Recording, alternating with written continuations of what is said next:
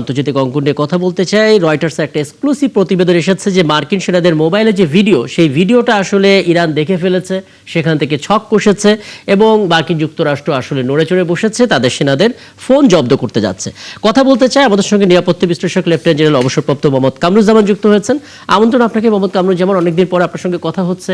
এবং বলে রেখে আমার সঙ্গে স্টুডিওতে আছেন বিএনপি দলীয় সংসদ সদস্য হেলিন জেরিন খান এবং সিরিয়ার সাংবাদিক আমিনুল ইসলাম কাগজি।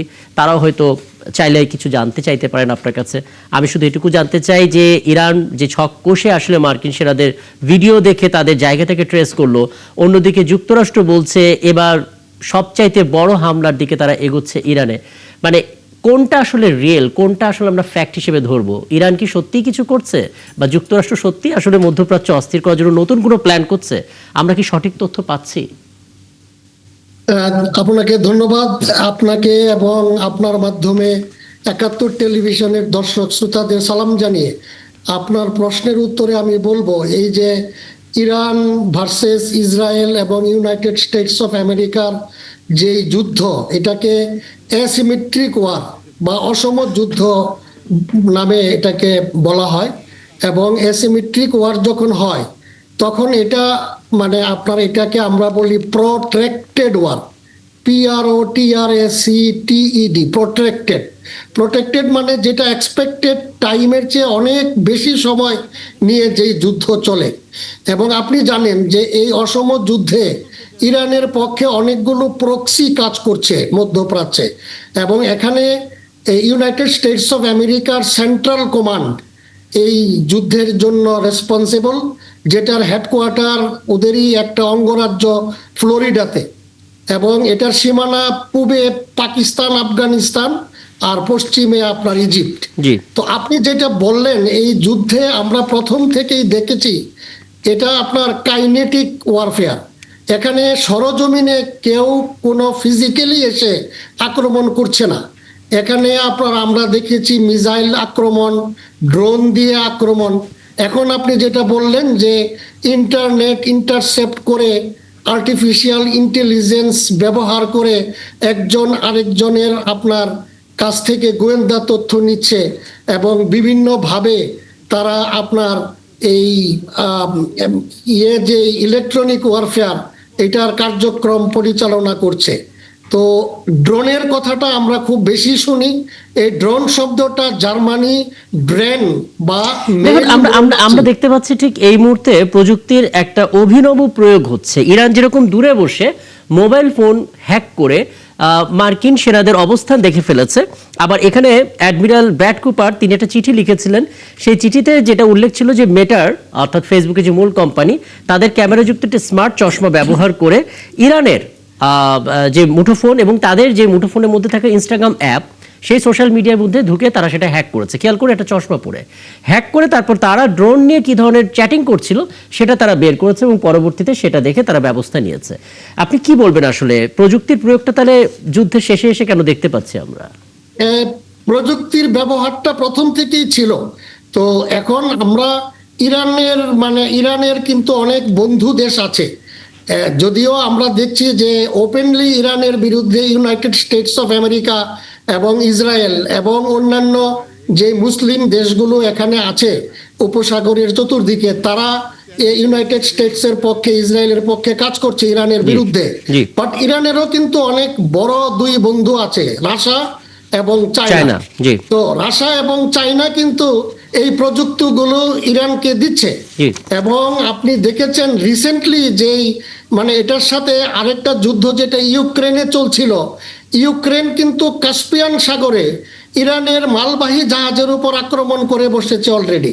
সুতরাং ডাইমেনশনটা কিন্তু আস্তে আস্তে বৃদ্ধি প্রাপ্ত হচ্ছে। তাহলে আমরা এতক্ষণ আপনি যখন শুরুতে বললেন যে ইরান ভার্সেস ইসরায়েল এবং যুক্তরাষ্ট্র, এখন কি আমরা তার সাথে ইউক্রেনকেও যুক্ত করব?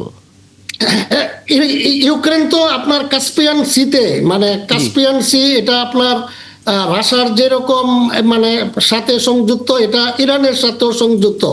এবং ইউক্রেন এখানে আক্রমণের কারণ হিসাবে বলেছে যে ইরান থেকে কিছু সমরাস্ত্র রাশিয়ার দিকে যাচ্ছিল। এটার উপরে ভিত্তি করে এই ইরানের আপনার জাহাজের উপরে আক্রমণ। বাট ইরান বলেছে এটা কোনো সমরাস্ত্র ছিল না, এটা একটা মালবাহী জাহাজ ছিল। হ্যাঁ, বুঝছি। সেই খবরটা আমরা জানি। আমি মিস্টার কাউকে তো এখন এইগুলো কিন্তু আপনার জি। মানে এই যে ইলেকট্রনিক ওয়ারফেয়ার, এই যে আর্টিফিশিয়াল ইন্টেলিজেন্স ব্যবহার করা, হ্যাঁ, আমি একদম মোটা আরেকজনকে- দাগে আপনার বক্তব্যটা বুঝতে পেরেছি। আপনি মিস্টার কাউকে কিছু জানতে চাইবেন কিছু? জি। না, এখানে আমাদের একটা বিষয় দেখতে পাচ্ছি, সেটা হলো আপনি একটা কথা বলেছেন অসম যুদ্ধ। তো এই অসম যুদ্ধ দীর্ঘায়িত করার মধ্য দিয়ে কি মনে করেন ইরানকে দুর্বল করার একটা প্রক্রিয়ার মধ্যেই যাচ্ছে ট্রাম্প? কি মনে হচ্ছে? এটা আপনার আসলে শুধুমাত্র ইরানকে দুর্বল যদি আমরা বলি এটা ঠিক হবে না। এই কারণে যুদ্ধে কিন্তু ইউনাইটেড স্টেটস অফ আমেরিকা দুই পক্ষই আস্তে আস্তে দুর্বল হচ্ছে। বাট যখনই এক পক্ষ দুর্বল হয় তখন আবার কোনো একটা দেশ তাকে সাহায্য করার জন্য যখন এগিয়ে আসে বা সাহায্যের জন্য যখন চাওয়া হয়, যেমন আমরা দেখছি এই যে বিগত ফুটবল খেলা নিয়ে যে আমাদের সারা পৃথিবীতে উত্তেজনা ছিল, আমরা দেখেছি moral support Spain, moral support ছিল আপনার মিশর, মুসলমানদের পক্ষে, ইরানের পক্ষে, গাজার পক্ষে। ওয়েরাজ যে আর্জেন্টিনাকে অনেক বাংলাদেশি সাপোর্ট করছিল, সেই আর্জেন্টিনা কিন্তু ওয়াজ সাপোর্টিং টেসিটলি ইসরায়েল। তো এখন আপনার হয়তো ইন্ডিভিজুয়ালি একটা দেশের যুদ্ধের কারণে তার মিসাইলের সংখ্যা কমতে থাকে, ড্রোনের সংখ্যা কমতে থাকে, ফাইটারের সংখ্যা কমতে থাকে, কিন্তু এট দি সেম টাইম এই যে বন্ধুসুলভ যে দেশগুলো আছে এগুলোর সাথে তারা মিতালি করে তাদের বুঝতে ক্ষমতা। পারছি। তারপরে আমরা একটা গ্লোবাল ভিলেজে থাকি, কোন একটা দেশ যদি পিছিয়ে পড়ে তাহলে তার বন্ধু দেশগুলো তাকে হেল্প করে, সেভাবে আসলে শক্তিটা বেড়ে যায়। হেলেন জেন খান, একটা বিষয় অনেকে জানতে চান, আপনারা যারা মেম্বার অফ পার্লামেন্ট আছেন তারাই বৈশ্বিক যুদ্ধটা, মধ্যপ্রাচ্যের পরিস্থিতিটা কিভাবে ফলো করেন? মানে এখানে নানা কিছু জটিলতা তৈরি হলে সেটা আমরা সাফার করি, আমরা তেলের কষ্টে ভুগেছি একটা দীর্ঘ সময়। কিভাবে আপনারা ফলো করছেন, কোথায় কি হচ্ছে না হচ্ছে? দেখেন, যেটা আপনি বলছিলেন যে পৃথিবী এখন গ্লোবাল ভিলেজ, কোনো এক জায়গায় অসঙ্গতি হলে, কোনো এক জায়গায় ঝামেলা হলে সেটা কিন্তু সারা পৃথিবীতেই পড়ে।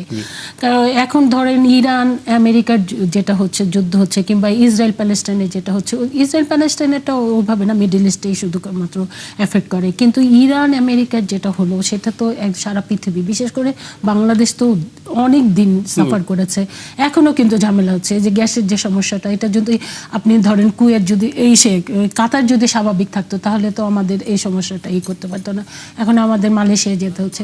আবার ধরেন যে ইউক্রেনে যদি না হতো, সেখানেও তো, সেখান থেকে আমাদের গম অন্যান্য খাদ্য সামগ্রী আসতো। তো এটা কিন্তু আমরা কিন্তু অনেক সাফার করছি।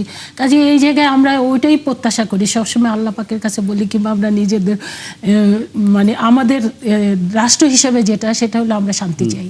শান্তি শান্তি শান্তি, এর বিকল্প কিছু নাই।